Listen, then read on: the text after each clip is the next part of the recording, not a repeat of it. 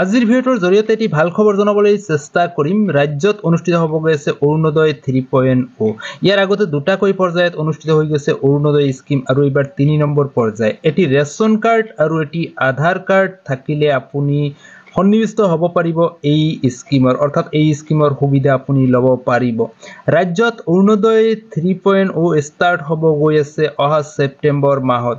অহা ছেপ্টেম্বৰ মাহত তৃতীয়টো পৰ্যায়ত অৰুণোদয় স্কিম দিয়াৰ চেষ্টা কৰি আছে বা প্ৰচেছ হাতত লৈছে অসম চৰকাৰে। তোমালোকসকলে আজি ভিডিঅ'টোৰ জৰিয়তে সবিশেষ জনাম। এনেকুৱা ধৰণৰ বিভিন্ন আপডেট পাবলৈ আমাৰ চেনেলটো ছাবস্ক্ৰাইব কৰি ৰাখিব আৰু কাষতে বেল আইকনটো অল অপশ্যনত ৰাখি দিব। এই অৰুণোদয় 3ৰ প্ৰক্ৰিয়াটো 15 ছেপ্টেম্বৰৰ পৰা আৰম্ভ হ'ব আৰু আমি 1 ফেব্ৰুৱাৰীত নতুন হিতাধিকাৰীসকলক আমি অৰুণোদয় আঁচনি দিয়া আৰম্ভ কৰিম। তেতিয়ালৈকে পুৰণা অৰুণোদয় হিতাধিকাৰীসকলে নিৰন্তৰভাৱে অৰুণোদয় পাই থাকিব।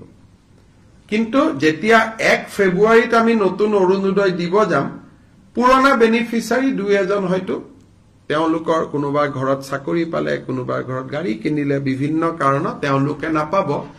কিন্তু এইবাৰ অৰুণোদয় এটা আমাৰ কণ্ডিশ্যন হ'ল যে ৰেচন কাৰ্ড থকা মানুহে অৰুণোদয় পাব। ৰেচন কাৰ্ড নাথাকিলে অৰুণোদয় নাপায়।